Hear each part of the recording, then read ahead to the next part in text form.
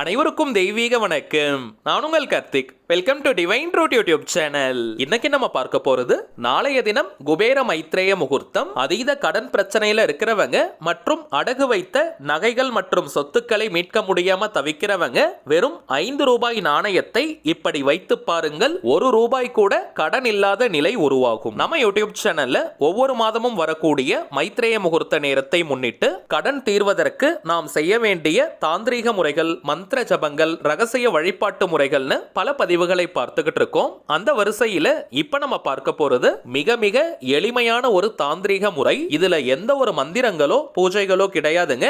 எல்லாருமே தாராளமாக செய்யலாம். நாளைய தினத்திற்கான துல்லியமான மைத்ரேய முகூர்த்த நேரம் என்ன, இந்த தாந்திரீகத்தையும் எப்படி செய்யணும்னு இந்த வீடியோல டீடைல்டா நம்ம தெரிஞ்சுக்கலாம். அதற்கு முன்னாடி நம்ம சேனலை இப்பதான் நீங்க ஃபர்ஸ்ட் டைம் பாக்குறீங்கன்னா மறக்காம சப்ஸ்கிரைப் பண்ணிக்கோங்க. பக்கத்துல இருக்க பெல் ஐகானையும் பிரஸ் பண்ணிக்கோங்க. அப்பதான் அப்லோட் பண்ற எல்லா பயனுள்ள தகவல்களும் உடனடியா உங்களுக்கு நோட்டிபிகேஷன்ல வரும். முதல் விஷயம், இந்த மைத்ரேய முகூர்த்த நேரம்னா என்னன்னு தெரிஞ்சுக்கலாம். ஜோதிட சாஸ்திரத்துல ருணகாரகன் அழைக்கப்படக்கூடியவர் அங்காரகன், அதாவது செவ்வாய் பகவான். ருணம்ன்ற வார்த்தைக்கு கடன் பொருள். நம்முடைய கடன்கள் எல்லாம் விரைவாக அடையணும், புதிய கடன்கள் ஏற்படாமல் இருக்கணும்னா அதற்கு நவகிரகத்தில் இருக்கக்கூடிய செவ்வாயின் அருள் பரிபூரணமாக நமக்கு தேவை. இந்த செவ்வாய் பகவானுக்கு உரிய சூட்சமமான நேரம் தாங்க இந்த மைத்ரேய முகூர்த்த நேரம். 12 ராசிகளில் மேஷம் மற்றும் விருச்சக ராசிக்கு அதிபதியாக விளங்கக்கூடியவர் செவ்வாய் பகவான். அஸ்வினி நட்சத்திரமும் மேஷ லக்னமும் சேருகின்ற நேரம், அதே போல அனுஷம் நட்சத்திரமும் விருச்சக லக்னமும் சேருகின்ற நேரம் தாங்க மைத்ரேய முகூர்த்த நேரம். ஒரு மாதத்தில் தோராயமாக 2 மைத்ரேய முகூர்த்த நேரங்கள் கிடைப்பது வழக்கம். சில மாதங்கள்ல பார்த்தோம்னா ஒரே ஒரு மைத்ரேய முகூர்த்தம் கிடைக்கும். இன்னும் சில மாதங்கள்ல 3 மைத்ரேய முகூர்த்தங்கள் கூட கிடைக்கும். இந்த 2024ஆம் ஆண்டு ஜனவரி மாதத்துல 2 மைத்ரேய முகூர்த்த நேரங்கள் இருக்குங்க. ஒன்று ஜனவரி 8ஆம் தேதி, அது நமக்கு முடிஞ்சு போச்சு. அடுத்ததாக வரக்கூடியது நாளைய தினம் ஜனவரி 18ஆம் தேதி. இந்த மைத்ரேய முகூர்த்த நேரத்தை பற்றி சாஸ்திரங்கள்ல நிறைய குறிப்புகள் இருக்குங்க.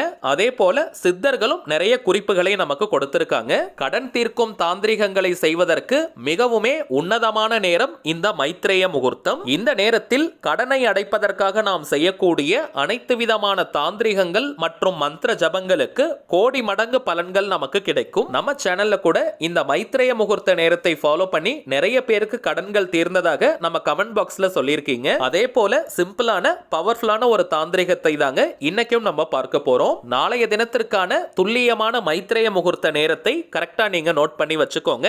ஜனவரி 18ஆம் தேதி 2024 வியாழக்கிழமை காலை 11 மணி 41 நிமிடங்கள் முதல் மதியம் 1 மணி 29 நிமிடங்கள் வரை மைத்ரேய முகூர்த்த நேரம். இப்ப நம்ம பார்க்க போகும் இந்த தாந்திரிகத்தை இந்த இடைப்பட்ட நேரத்துக்குள்ளதாங்க நம்ம செய்யணும். இந்த தாந்திரிகத்தை எப்படி செய்யணும்னு தெரிஞ்சுக்கிறதுக்கு முன்னாடி ஒரு சின்ன குறிப்பு நீங்க நோட் பண்ணிக்கோங்க. நீங்க பிரைவேட்டா ஒரு தனிநபர் கிட்ட கடன் வாங்கியிருக்கீங்க அல்லது மார்வடி கடையில நீங்க நகைகளை அடகு வச்சிருக்கீங்கன்னா இப்ப நம்ம பார்த்த இந்த மைத்ரேய முகூர்த்த நேரத்துல உங்களால் முடிந்த ஒரு சின்ன தொகையாவது நீங்க திரும்ப கொடுத்துருங்க.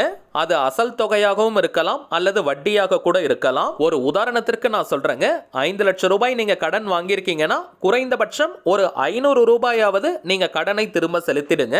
500 ரூபாய் மிகவும் குறைவாக இருக்குன்னு நீங்க நினைக்க வேண்டாம். இந்த சூட்சமமான நேரத்தில் நீங்க 1 ரூபாய் திரும்ப செலுத்தினால் கூட அந்த கடன் முழுவதுமாக தீர்வதற்கு நிறைய வழிகள் உங்கள் கண் முன்னே விரிவடையும். இது ரொம்பவுமே சூட்சமமான ஒரு நேரம். சோ நீங்க கொடுக்கிற அமௌண்ட் முக்கியம் கிடையாதுங்க. இந்த நேரத்துல நீங்க 1 ரூபாய் கொடுத்தால் கூட போதும். அதே நேரத்துல நீங்க கேஷா தான் கொடுக்கணும்னு கூட கிடையாதுங்க. டிஜிட்டல் டிரான்சாக்ஷன் கூட நீங்க பண்ணிக்கலாம். கூகுள் பே, போன் பேன்னு என்ன வேணாலும் நீங்க யூஸ் பண்ணிக்கலாம். அதே போல நகைகள் நீங்க அடகு வச்சிருந்தாலும் அந்த இடத்திலும் உங்களால் முடிஞ்ச தொகையை நீங்க திரும்ப செலுத்துங்க. உடனே அந்த நகையை மீட்பதற்கான வாய்ப்புகள் உருவாகும். இன்கேஸ் நீங்க பேங்க் லோன் வாங்கியிருக்கீங்க அல்லது பேங்க்ல நீங்க நகையை அடகு வச்சிருக்கீங்கன்னா குறிப்பிட்ட சில நாட்கள்ல தாங்க இஎம்ஐ அதை டெபிட் பண்ணுவாங்க. நம்ம நினைக்கிற நேரத்துல எல்லாம் பணத்தை அங்க திரும்ப செலுத்த முடியாது. அப்படி இருக்கிற பட்சத்துல ஒரு சின்ன உண்டியல் நீங்க வாங்கிக்கோங்க அல்லது ஸ்டீல் டிஃபன் பாக்ஸ் மாதிரி கூட கூட நீங்க பயன்படுத்திக்கலாம். மண் குடுவை, பீங்கான் ஜாடின்னு எதை வேணா எடுத்துக்கலாம். அதையே நீங்க உண்டியல் போல பயன்படுத்திக்கோங்க. உங்களுக்கு எத்தனை கடன்கள் இருக்கோ அத்தனை உண்டியல்களை நீங்க வைக்கணும். உதாரணத்திற்கு நான் சொல்றேங்க, இப்ப நீங்க 2 பேங்க்ல லோன் வாங்கியிருக்கீங்க, மார்வடி கடையிலும் நீங்க நகை அடகு வச்சிருக்கீங்க, பேங்க்லயும் நீங்க வச்சிருக்கீங்கன்னா 4 உண்டியலை நீங்க எடுத்துக்கணும். ஒவ்வொரு உண்டியலிலும் தலா 2 ஏலக்காயை நீங்க போட்டு வச்சுக்கோங்க. இப்ப மைத்ரேய முகூர்த்த நேரத்துல உங்களால முடிஞ்ச கடன் தொகையை நீங்க அந்த உண்டியலில் திரும்ப செலுத்துங்க. ஒவ்வொரு உண்டியலிலும் நீங்க பணத்தை போடும் பொழுது இந்த குறிப்பிட்ட பேங்க்ல வாங்கிய கடனை திரும்ப செலுத்துவதாக நீங்க நினைச்சுக்கிட்டே அந்த உண்டியலில் பணத்தை போடணும். டைரக்டா அந்த பேங்க்ல நீங்க பணத்தை செலுத்துவது போலவே நினைச்சுக்கிட்டு அந்த உண்டியலில் பணத்தை நீங்க போடணும். குறைந்தபட்சம் 5 ரூபாயை நீங்க போடணும். இப்ப நீங்க 2 உண்டியல் வச்சிருக்கீங்கன்னா 2த்துலயுமே தனித்தனியாக 2 ஏலக்காயை போடணும். அதற்கு பிறகு குறைந்தபட்சம் 5 ரூபாயை நீங்க போடலாம். அதிகபட்சம் எவ்வளவு வேணாலும் நீங்க போடலாம். எண் 5ற்கு தனித்துவமான ஆற்றல் இருக்குங்க. அதனால நீங்க எவ்வளவு பணத்தை உண்டியலில் போட்டாலும் கட்டாயமாக ஒரு 5 ரூபாய் நாணயத்தையும் நீங்க சேர்த்து போடுங்க. அல்லது வெறும் 5 ரூபாய் நாணயத்தை கூட நீங்க போடலாம். இந்த 5 ரூபாய் நாணயம் மிகவுமே விசேஷம். இதை செய்வதற்கு நீங்க குளிச்சிருக்கணும்ன்ற அவசியம் கூட கிடையாதுங்க. பெண்கள் தீட்டு நேரமாக இருந்தாலும் இதை நீங்க செய்யலாம். அசைவம் நீங்க சாப்பிட்டிருந்தாலும் இந்த தாந்திரிகத்தை செய்யலாம். நோட் பண்ண வேண்டிய ஒரே ஒரு முக்கியமான விஷயம், மைத்ரேய முகூர்த்த நேரத்துல இதை நம்ம செய்யணும். ஒவ்வொரு மைத்ரேய முகூர்த்த நேரத்திலும் இதுல நீங்க பணத்தை ஆட் பண்ணிக்கிட்டே வாங்க.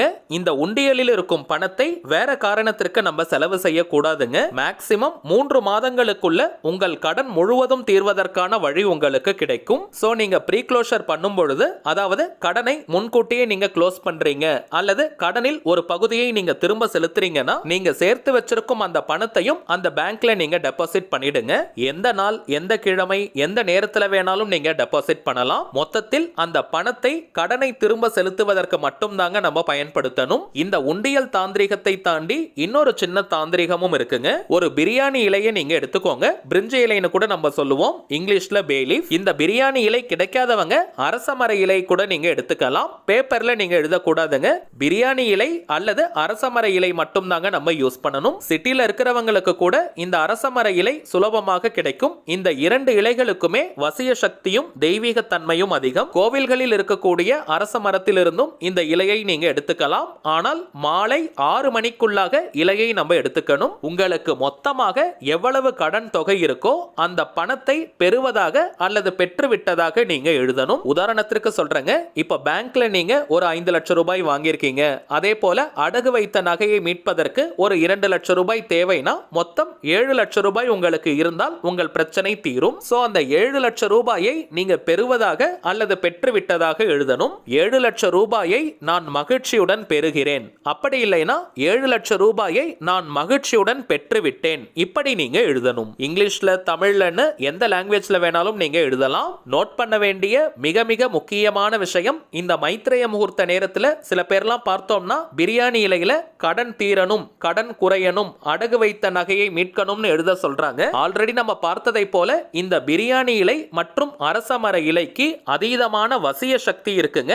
அதில் நாம் எழுதக்கூடிய வார்த்தைகளுக்கு வசிய சக்தி பெருகும். கடன் அடகுன்ற வார்த்தையை நம்ம எழுதினோம்னா இன்னமும் அதிகமான கடன் மற்றும் அடகு வைக்கும் சூழ்நிலை தாங்க உருவாகும். இது எதிர்மறையான வார்த்தைகள். நேர்மறையான, அதாவது பாசிட்டிவான வார்த்தைகளை மட்டும் தாங்க இந்த இலையில நம்ம எழுதணும். சோ இந்த பிரச்சனைகள் நமக்கு தீரணும்னா பணம் தான் நமக்கு தேவை. பணம்ன்றது நேர்மறையான வார்த்தை. சோ நம்முடைய கடன்கள் தீரணும், அடகு வைத்த நகையை மீட்கணும்னா எவ்வளவு பணம் தேவையோ அதை நீங்க பெற்றுவிட்டதாக அல்லது பெறுவதாக நீங்க எழுதணும். எழுதி முடிச்சிட்டு அந்த இலையை ஒரு சேஃப்டியான இடத்துல நீங்க வச்சிருங்க. பூஜை அறையில நீங்க வைக்கலாம் அல்லது பணம் வைக்கக்கூடிய பீரோ, லாக்கர், கல்லா பெட்டி மற்றும் மணி பர்ஸ், வேலட்ல கூட நீங்க வைக்கலாம். முக்கியமான விஷயம், மைத்ரேய முகூர்த்த நேரத்துல தாங்க இதை நம்ம எழுதணும். உங்களுடைய அந்த கடன் முழுவதும் தீர்ந்ததற்கு பிறகு அந்த இலையை நீங்க எரிச்சிடுங்க.